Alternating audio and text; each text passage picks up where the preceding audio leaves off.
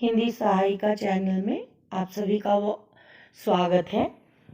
काकी पाठ पर हम आलोचना कर रहे थे, जिसमें हमने देखा है कि किस तरह एक बच्चे का उसकी माँ से अलग होने पर विरह वेदना में, विषाद में ग्रसित होकर वो बच्चा धीरे धीरे अंदर ही अंदर घुटता रहता है, क्योंकि उसे समझने के लिए बड़ों के पास जो एहसास, जो समझने की शक्ति चाहिए, शायद वो बड़ों के पास या जो बड़े होते हैं उनके पास नहीं होता है। इसीलिए एक बच्चे का उसके माँ से दूर हो जाना या एक बच्चे का माँ के लिए तड़पना, इस बहुत ही मार्मिक इस एहसास को समझ पाना अत्यंत ही कठिन है।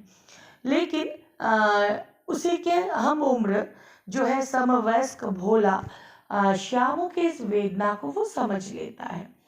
श्यामू अपने अंदर अपनी माँ के इस दुख को लिए बैठा हुआ था, क्योंकि किसी ने कहा था, अबोध बालकों ने, किसने? अबोध बालक। तो हमें याद रखना है कि गुरुजन, और साथ में हमें याद रखना है कि अबोध बालक। अबोध बालक किसको हम कहेंगे? जो बच्चे नासमझ होते। तो वही यहाँ स्वयं श्यामू भी नासमझिए, छोटा है वो कितना ही समझ सकता है कि माँ कहाँ गई है। मृत्यु शब्द या मृत्यु के पश्चात क्या होता है, शायद इसका एहसास ही उसे नहीं है कि कितना भयावह और कड़वा सच ये होता है।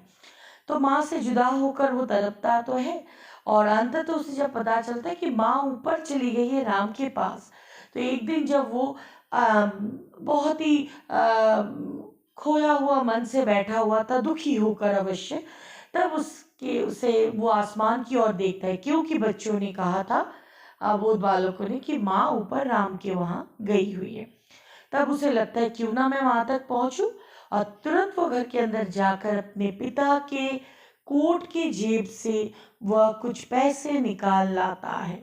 ठीक है, और मतलब सोचो, उसके अंदर, इसको हम डेस्परेट भी कह सकते हैं, क्योंकि उसे पता है कि घर वाले मतलब उस किसी भी तरह उस बच्चे की भावनाओं को वो नहीं समझ पाएंगे, और ना ही कोई उसकी भावनाओं को समझने के लिए बार बार उससे बातें कर रहा है या उसे समझाने का प्रयास कर रहा है। बस सभी उस सच्चाई को, उस मतलब सच्चाई जो उसे पता होना चाहिए, उसको एक आवरण से वो छिपा रहे हैं। क्यों? ताकि शायद उन्हें लगता है कि सच्चाई का पता लगते ही वो शायद और दुखी हो जाए। तो वो अपने पिता के कोट की जेब से एक स्टूल को सरका कर टटोलता है जेब, और उसमें से वो कुछ एक चवन्नी निकाल लाता है। तो तुम्हें याद रखना है, एक चवन्नी, क्योंकि ये बहुत ही महत्वपूर्ण है। एक चवन्नी निकालने के बाद वह सुखिया दासी का जो भी लड़का था भोला, उसके पास जाकर कहता है, क्योंकि वो समवयस्क था, याद कि चलो हम लोग पतंग और डोरी खरीद के लाते। याद रखना है, पतंग और डोरी। और इसको वो कहाँ तक पहुंचाना चाहता है? आसमान में, अपनी काकी के पास। और इस काम में कौन उसकी मदद करता है? सुखिया दासी का लड़का भोला, क्योंकि वो उसका समवयस्क था, हम उम्र। तो इसीलिए उसका जो वेवलेंथ है, या फिर एक बच्चा ही एक बच्चे को समझ पाता है। तो यही अंडरस्टैंडिंग जो है दोनों को पास लेकर आता है। अंततः क्या होता है, एकमात्र भोला ही है जो उसे सहायता करता है उस पतंग को डोर से बांधने में। यहाँ तक कि भोला उसे ये भी कहता है, यहाँ भोला जो है कितना बुद्धिमान है, ये भी आप लोगों को पता चल जाएगा। कैसे? भोला उसे कहता है कि देखो, ये जो तुम पतंग और डोर लाए हो, एक तो ये डोर ओछी पड़ेगी, अर्थात छोटा, इसकी जो लंबाई है ये आसमान तक पहुंचने में पहुंच नहीं सकती है, तो तुम्हें और डोर खरीदनी है, और मोटी डोर। क्यों? काकी को इस पतली डोर से नीचे लाना संभव नहीं है, इसलिए पतंग में मोटी रस्सी हो तब ठीक हो जाएगा, और तभी काकी नीचे आ सकती है। चलो, इसका मतलब ये उसके बुद्धिमत्ता का प्रतिकूल है ना? कितना बुद्धि वो है, मतलब उसमें है। उसे लग रहा है कि नहीं, काकी नीचे तो आएगी। यहाँ पे उन दोनों बच्चों के चाइल्ड साइकोलॉजी को, बाल मनोविज्ञान, बच्चों के मन की गहराई को दर्शाया गया है, और साथ ही में उनकी बुद्धिमत्ता को, उनकी बुद्धि को भी दर्शाया गया है। चलो, फिर से वो चोरी करता है और फिर वो डोर खरीद के लाता है, लेकिन वो कहता है तुम ही एकमात्र मेरे हमराज हो और देखना यह बात किसी तक ना पहुंचे। अंततः श्यामू की सीक्रेट को, इस राज को राज ही रखता है एकमात्र कौन, भोला।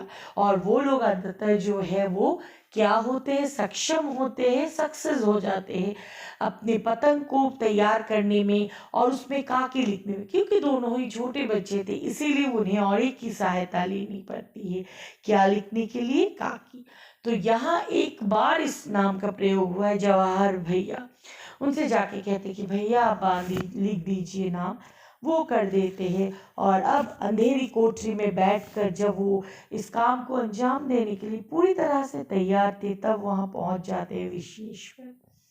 उसको देखते ही उसका जो है मतलब मुंह एकदम तमतमा जाता है, डर जाता है, बच्चा है तो कौन, भोला। और वो डर कर सहम कर, एक तरह से देखना मुखवीर शब्द का प्रयोग किया गया है। वो कहते हैं कि चलिए मैं आपको सच बताता हूँ।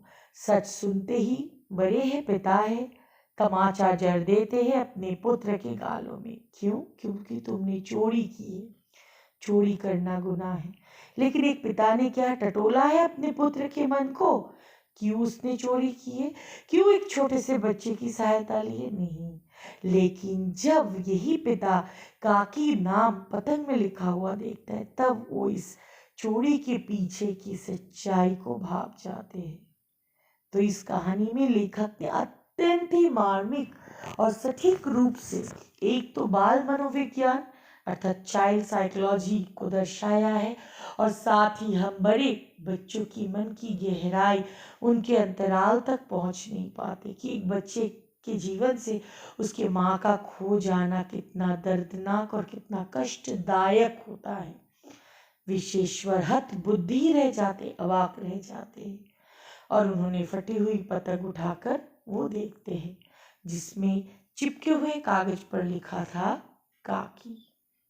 तो यहाँ एक पिता तक अपने बेटे के इस कष्ट को समझ नहीं पाते, लेकिन छोटा सा लड़का अपने मित्रता की कसौटी को क्या करता है, परखता है। अर्थात वो कितना मतलब उसका अच्छा मित्र है, ये दर्शाता है। कैसे?